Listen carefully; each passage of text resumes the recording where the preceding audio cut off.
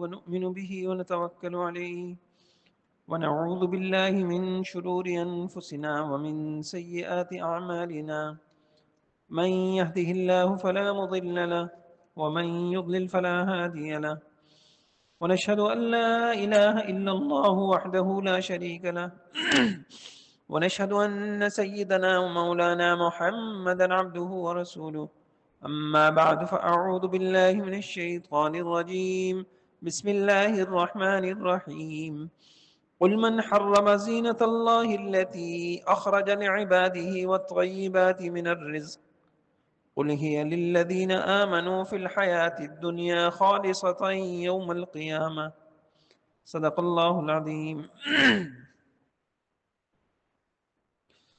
میرے محترم بھائیوں بزرگوں، اللہ تعالیٰ نے اتنا پاکیزہ دین دیا ہے اور اللہ نے ہم پہ اتنا فضل کیا. سینکڑوں مذاہب ہیں، کوئی مورتیوں کے آگے جھکا ہوا ہے، کسی کے پاس اتنا پیارا زندگی گزارنے کا قانون نہیں ہے جیسا اسلام کی شکل میں، حضور کی سنتوں کی شکل میں اللہ تعالیٰ نے مجھے آپ کو دیا. تو میں یہ سنتیں آپ کو بیان کر رہا تھا. ایک گھر، اس کی سنتیں کیا ہیں، کامیاب گھرانہ کیا ہے. تو اس میں سب سے پہلا مرحلہ انسان کا گھر ہو. اب یہاں پر اس کو رہبری کی ضرورت پڑتی ہے. آگے آ جائے. یہاں اس کو رہبری کی ضرورت پڑتی ہے کہ جی میں کس گھر بنانے کی، کیسا گھر بنانے کی شریعت نے اجازت دی ہے اور کیسا نہیں ہے.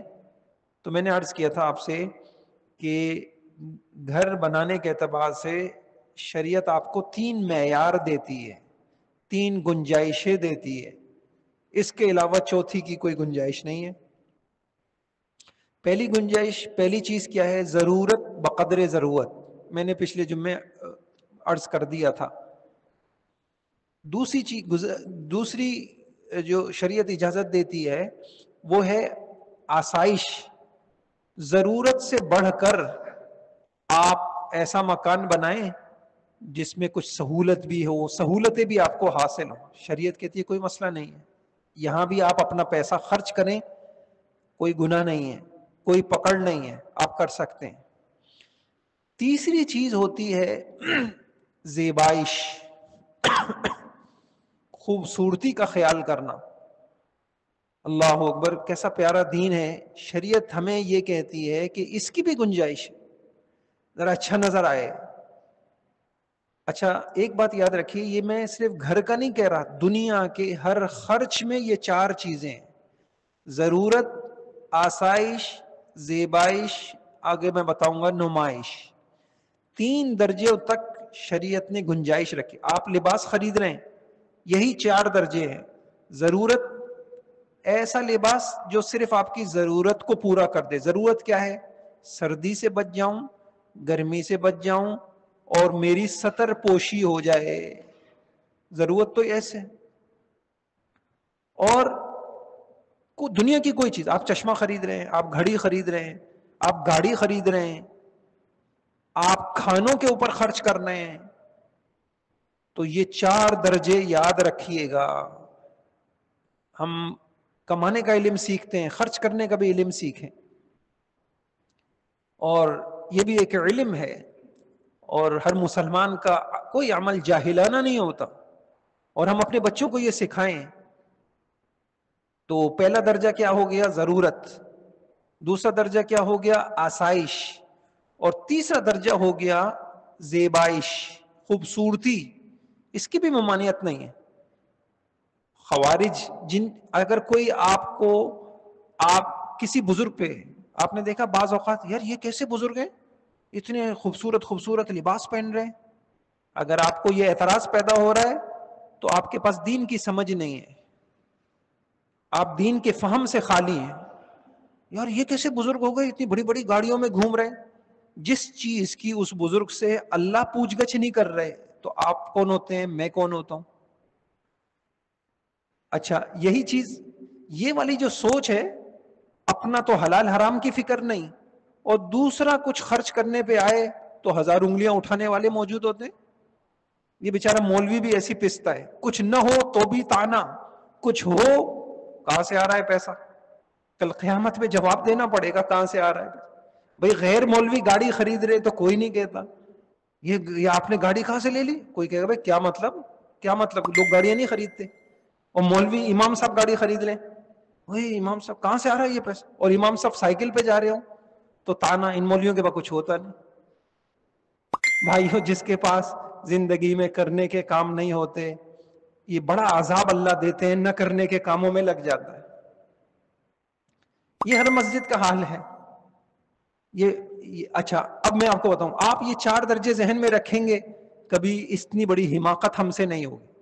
بلکہ مجھے یاد آیا, خوارج دین کے اندر بڑے متشدد, اپنے آپ کو دیندار سمجھتے تھے, صحابہ کو بھی کچھ نہیں سمجھتے تھے.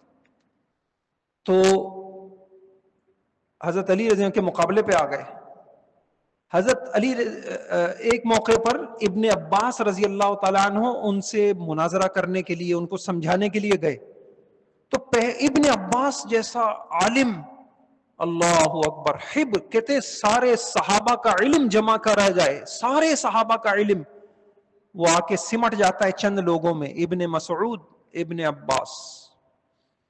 سارے صحابہ کا علم اگر جمع کریں وہ علم سمٹ جاتا ہے 2 بندوں میں, ابن عباس رضی اللہ عنہ. اب ابن عباس رضی اللہ عنہ جب ان سے گئے سمجھانے کے لیے تو خوبصورت سا لباس پہنے ہوئے تھے.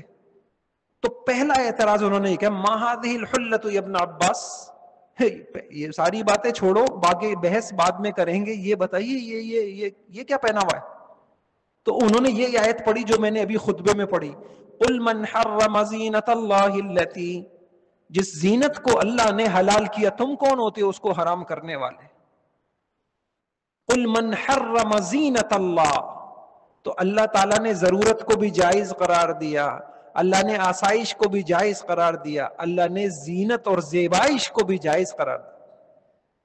بلکہ بعض موقعوں پر اللہ نے کبھی موقع دیا, میں لباس کی سنتیں آپ کے سامنے عرض کروں گا, بعض موقعوں پر زینت کا اظہار واجب ہے. مثلا ایک امام ہے, اگر وہ اچھا لباس, بلکہ علماء کے لیے تو حضرت عمر کہتے تھے میں چاہتا ہوں کہ علماء سفید لباس میں, خوبصورت لباس میں نظر آئے. کیوں؟ جب کوئی آدمی کسی دین کے یا دنیا کا کام کرتا ہے, اب اگر اس کا لباس کم درجے کا ہو تو لوگ خامخواہ لوگوں کے اس کی قیمت کم ہو جاتی ہے.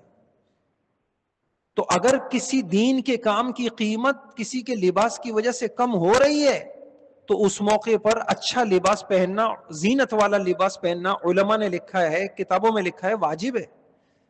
تو اور آپ نے حدیثیں پڑھیں گے تو آپ کو ملے گا, وفود سے جب حضور ملاقات کرتے تھے, وفد آتے تھے ملکوں سے, علاقوں سے, وفد آ رہے ہیں حضور سے ملنے, تو وفود سے ملنے کے موقع پر حضور اسلام کوئی عمدہ لباس پہنتے تھے.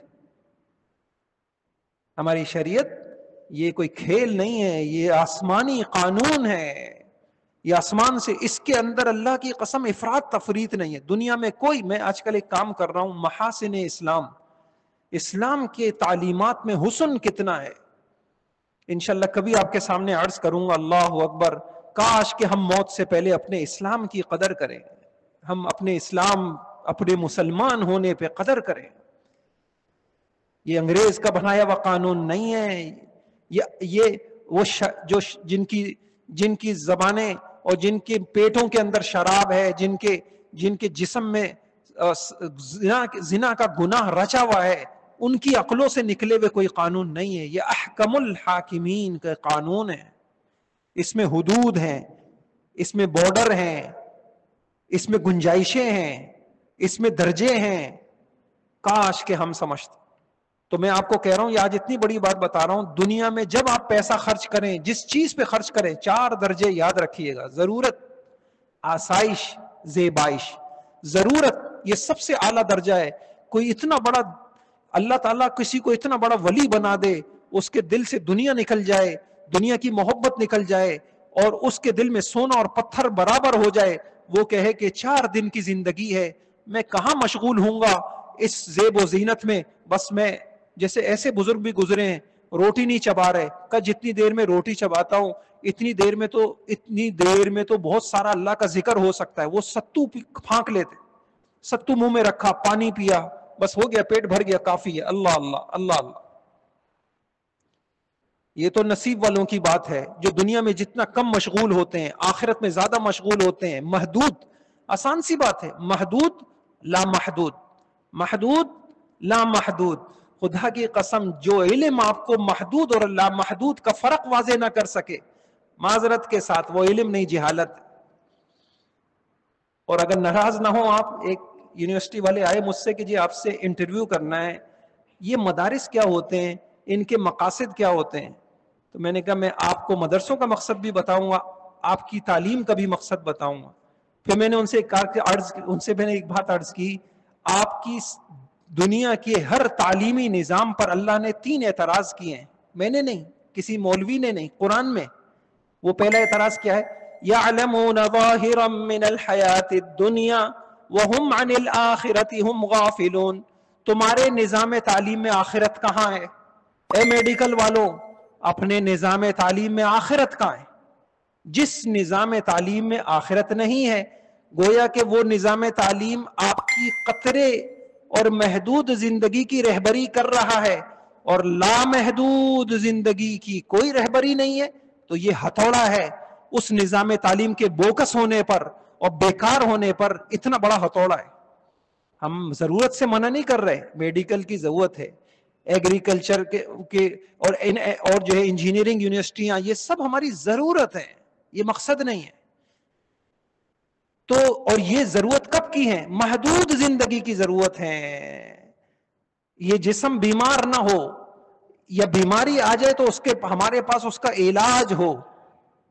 تو بھائی کب تک 50 سال کی زندگی کی ضرورت ہے, اور وہ جو 50,000 سال ہوں گے اور 50 لاکھ اور 50 کھرب, اور مجھے اتنی گنتی بھی نہیں آتی, لامحدود زندگی ہوگی, اس کی ضرورت کا علم کیا ہے؟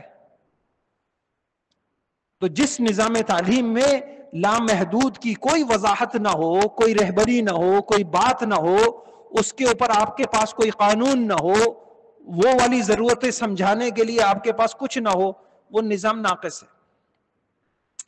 تو میں یہ بتا رہا ہوں کہ ہمارا نظام کہتا ہے 4 چیزیں ہیں. آپ خرچ کرنا ہے, گاڑی پہ خرچ کرنا ہے, مکان پہ خرچ کرنا ہے, کپڑوں پہ خرچ کرنا ہے, موبائل پہ خرچ کرنا ہے. ضرورت سب سے اعلیٰ لوگ جو دنیا پہ صرف اتنا خرچ کرتے ہیں جتنی ضرورت, حضور نے کر کے دکھایا, میں نے پیچھے بتایا. نمبر 2 آسائش. نہیں جی ہم کمزور لوگ ہیں, حضور والا کھانا آج کوئی کھا نہیں سکتا. پوچھا کہ حضور کے زمانے میں چھنی ہوتی تھی؟ کہا نہیں ہوتی تھی. پھر کیا کرتے تھے؟ کہا بولیا پھونک ماری, جتنا اڑ گیا بس وہی پیس کے بنا لیا. آج تو حلق میں کسی کے, حضور نے میدا نہیں دیکھا حضور نے زندگی بھر, وہ کھانا کوئی نہیں کھا سکتا. وہ لباس جو حضور پہن کے دکھا کے گئے, وہ گھر جن میں حضور رہ کے دکھا کے گئے, وہ سواریاں. اچھا دوسرا درجہ آسائش.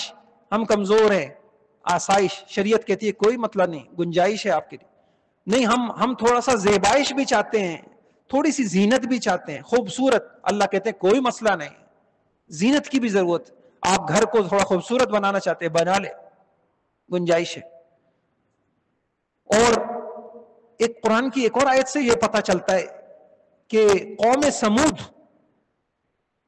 سمود جو برباد ہوئی, وَاذْكُرُوا إِذْ جَعَلَكُمْ خُلَفَاءَ مِنْ بَعْدِ عَادٍ وَبَوَّأَكُمْ فِي الْأَرْضِ تَتَّخِذُونَ مِنْ سُهُولِهَا قُصُورًا وَتَنْحِتُونَ الْجِبَالَ بُيُوتًا فَاذْكُرُوا آلَاءَ اللَّهِ وَلَا تَعْثَوْا فِي الْأَرْضِ مُفْسِدِينَ. علماء کو اللہ جزائے خیر دے. اے بھائیوں, مرنے سے پہلے علماء کی قدر کر لو, انشاءاللہ آپ کی دنیا بھی اچھی ہوگی.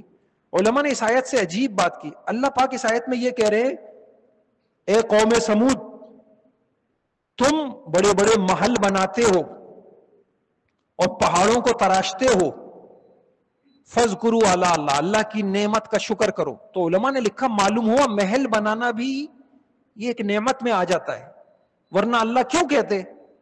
اللہ پاک نے ڈانٹا نہیں ہے اس کے اوپر, ناشکری پہ تو ڈانٹا ہے کہ تم کو اتنی بڑی نعمتیں دی ہیں.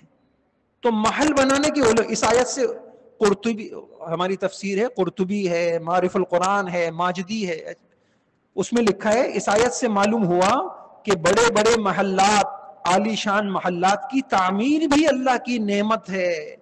اور ان کا بنانا بھی جائز ہے. اب بتائیے, ان کا بنانا بھی جائز ہے, کیونکہ اللہ پاک نے یہ کہا قوم سمود سے کہ تم محل بناتے ہو, اگلی آیت میں یہ کہا اللہ کی نعمت کا شکر ادا کرو. بہرحال 3 درجے ہو گئے. چوتھا درجہ ہے نمائش. نمائش, دکھلاوا, اپنا گھر دکھایا جا رہا ہے اور چشمے دکھائے جا رہے ہیں, کپڑے دکھائے جا رہے ہیں, میں کیسا لگ رہا ہوں, میں کیسی لگ رہی ہوں, میں کیسا لگ رہا ہوں, میں کیسی لگ رہی ہوں. ہمارا یہاں پہ ختم ہو گیا. اور اس دور میں جو یہ نمائش بڑھ گئی ہے, ہماری زندگیاں تلخ ہو گئی ہیں. اپنا ڈرائنگ روم دکھانا ہے, اپنی شادیوں میں ہم نے کتنا خرچ کیا دکھانا ہے. اس لیے نہ چاہتے ہوئے بھی قرضے لے کے بھی خرچ کر رہے ہیں. لوگ کیا کہیں گے, لوگ کیا کہیں گے, اس کی گنجائش نہیں ہے, اس پہ پکڑ ہوگی. امام بخاری رحمت اللہ علیہ نے لباس کا باب شروع کیا, اور لباس کا باب شروع کرتے ہی یہ حدیث لے کے آئے, کلو واشربوا وتصدقوا والبسوا ما لم يخالطه اسراف ولا مخیلہ. کمال کی حدیث ہے. ارے بھائیوں, جو کھانا ہے کھاؤ, جو پینا ہے پیو, جو پہننا ہے پہنو, صدقہ کر دیا کرو, بس 2 چیزوں سے بچ جاؤ. معلوم ہوا شریعت میں پابندیاں کم ہیں, آزادیاں زیادہ ہیں. پابندیاں کم ہیں, ابھی آپ کو میں نے دکھا دیا, پابندیاں کم. ما لم یخالط اسراف ولا مخیلۃ, اسراف نہ کرو, اور مخیلۃ نام نمود یہ نہ کرو. باقی جو کھانا ہے کھاؤ, محل بنانا ہے بناؤ, اسراف نہیں ہونا چاہیے. واش روموں کے اوپر لاکھوں روپے خرچ کر دیے. واش روم کوئی ایسی جگہ ہے اور ایسے دور میں جہاں بیچارے لوگوں کے کھانے کے لیے نہ ہو, اور کروڑوں روپے خرچ کر دے آدمی. نہیں, کیوں؟ اب اور زندگی کا قیمتی وقت میچنگ پہ خرچ ہو رہا ہے. ٹائلز کیسے ہونے چاہیے, کیسے ہونے چاہیے, کیسے ہونے چاہیے, کپڑے کیسے ہونے چاہیے, کیسے ہو جائے, کلر کیسا ہونا چاہیے. میرے بھائیوں, کیوں آئے تھے ہم دنیا میں؟ مالم یکن اسراف ولا مخیلۃ. کتنی پیاری بات کہ بس 2 چیزیں. اس لیے ایک حدیث میں ہے, آپ اسی حدیث میں اس جگہ پر ہر چیز کو رکھ لیں. کھاؤ, پیو, پہنو, لباس, مکان, گھڑی, گاڑی, جو چیز پہ تم پیسہ خرچ کر رہے ہو کرو, لیکن اسراف نہیں ہونا چاہیے. اور علماء سے پوچھ لو, میرا یہ عمل اسراف میں تو نہیں آتا. اور دوسری چیز, نمائش نہیں ہونی چاہیے. نمائش کی گنجائش نہیں. نمائش پر وعیدیں ہیں, اور نمائش پہ پکڑ ہے. کتنی بڑی پکڑ ہے. ایک حدیث میں فرمایا, بخاری شریف میں من لبس ثوب شہرت من الدنیا البسہ اللہ ثوب مذلت یوم القیامہ. جس نے دنیا میں شہرت کا لباس پہنا, لباس پہن کے دکھایا جا رہا ہے کہ میں دوسروں سے ممتاز ہوں.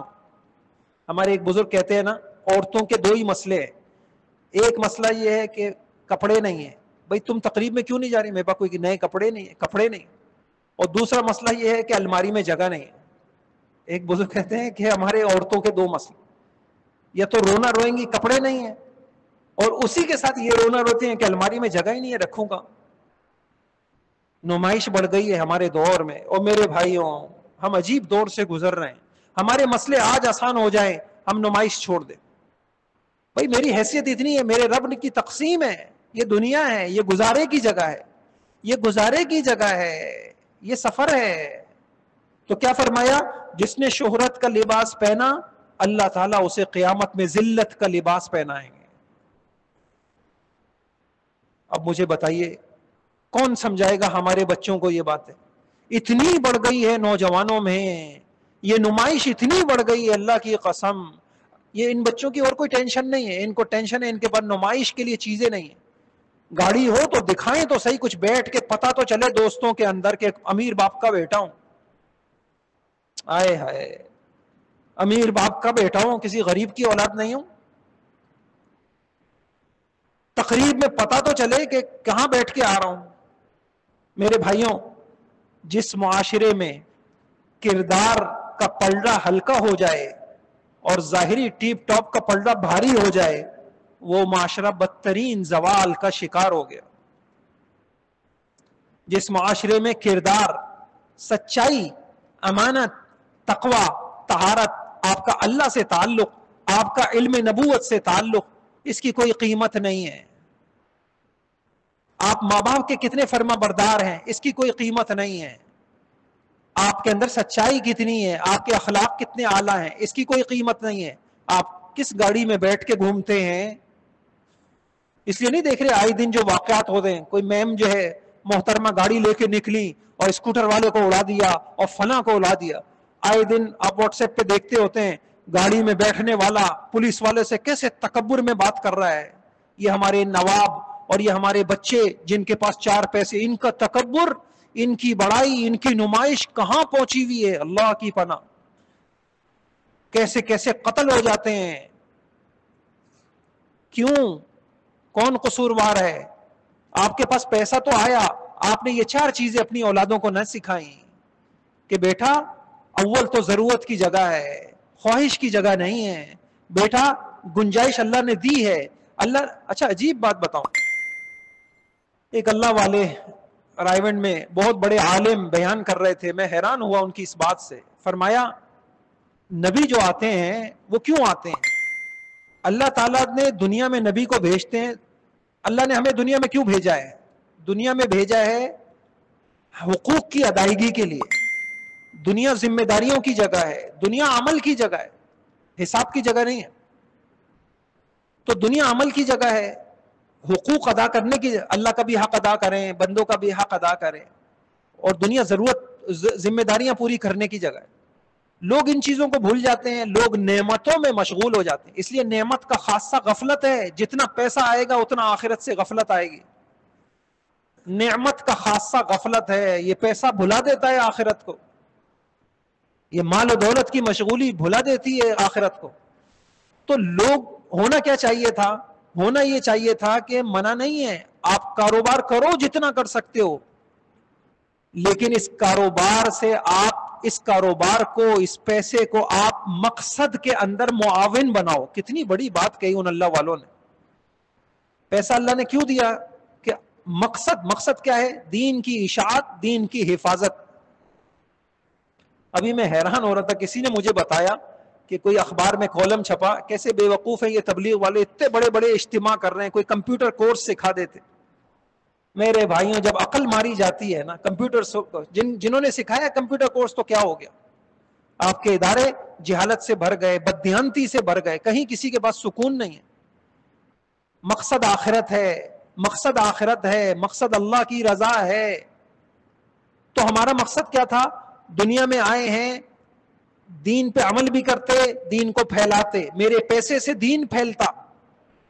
اللہ نے مجھے پیسے دیے، پیسے کا صرف یہ مصرف نہیں ہے کہ میں خواہش پوری کروں۔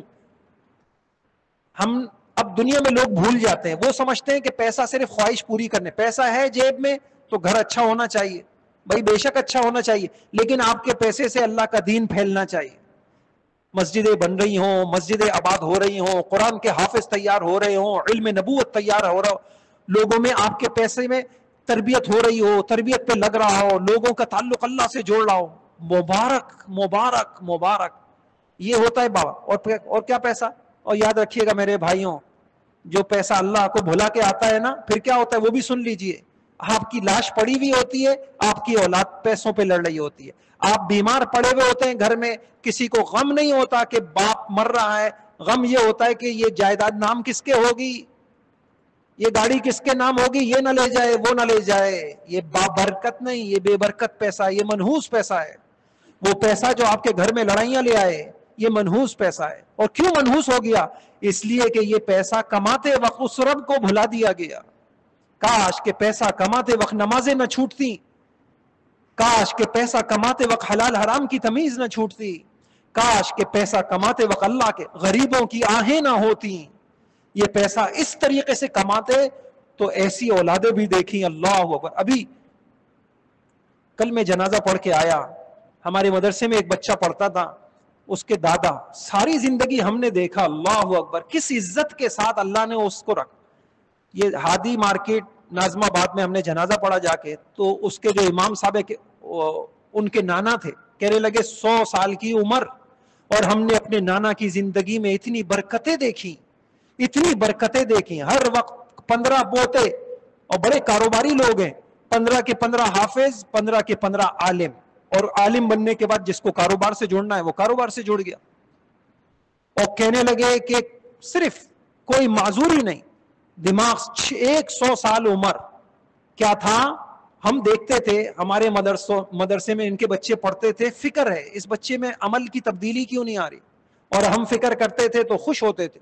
کچھ دنوں پہلے بلایا گھر کے اندر، ان کی خواتین میں بیان تھا تو وہ آخری ملاقات بھی ہوئی، کہا 100 سال کی عمر ہم نے ان کی زندگی میں برکتیں دیکھی۔ جی ہاں، کہا کیا بڑے کاروباری لوگ، جو پیسہ رب کے حق ادا کرتے ہوئے آتا ہے وہ گھر میں خوشیاں لاتا ہے، اولادوں کے اندر حیا لے کے آتا ہے، باپ کے سامنے اونچی، ایسا میں نے دیکھا ماشاءاللہ۔ ہر بچہ بچھا چلا جا رہا ہے 100 سال کی عمر کا بوڑھا، ورنہ جدھر باپ ماں اولاد کی ہاتھ میں طاقت آئی، اختیار آیا، باپ ایک زائد چیز بن جاتا ہے گھر میں، وہ گھٹ گھٹ کے مر جاتا ہے کہ کل تک سب میرے محتاج ہوا کرتے تھے، آج میں ایک زائد از ضرورت چیز بن گیا ہوں، پوچھنے والا کوئی نہیں ہے، اپنی اولاد ہے، یہ غم اس کو کھا جاتا۔ لیکن معذرت کے ساتھ یہ غم اس سزا کا نتیجہ ہے کہ جب تمہاری اولادیں تھیں، تمہارے اختیار میں تھی، تم نے ان کو اللہ سے کیوں نہیں جوڑا، تم نے اللہ سے دور کیا، آج میں تم کو ان سے دور کروں گا، گزارو بڑھاپا ایسے۔ اللہ سب کی حفاظت فرمائے، سب کی اولادوں کو مطیع بنائے، فرما بردار بنائے، باحیا بنائے، ماں باپ کے آگے بچھ جانے والا بنائے، ماں باپ کی خدمت کو سعادت سمجھنے والا بنائے۔ اللہ مجھے بھی توفیق عطا فرمائے، آپ کو بھی توفیق عطا فرمائے۔ بھائی لایا کریں اپنی اولادوں کو، نہیں سنیں گے تو دنیا میں کوئی سی سنانے والا یہ باتیں نہیں۔ سچ بات یہ ہے کہ باپ کو بھی نہیں پتا، میں آج کے دور میں کہتا ہوں باپ بھی تربیت کیسے کرے گا، اس کے پاس علم ہی نہیں ہے، نبوت کا علم گہرائی کے ساتھ نہیں ہے۔ اب یہ درجے کس کو پتا ہے، خرچ کرنے کے 4 درجے۔ اللہ مجھے بھی توفیق عطا فرمائے، آپ کو بھی توفیق عطا فرمائے، ہم سب کے گھروں کو اللہ پاک خوشیوں کا گہوارہ بنا دے۔ اگلی نشست میں انشاءاللہ عرض کروں گا ہماری شریعت نمائش کو کس نگاہ سے دیکھتی ہے اور کتنی سختی سے دیکھتی ہے، اس کی بالکل گنجائش نہیں۔ اللہ عمل کی توفیق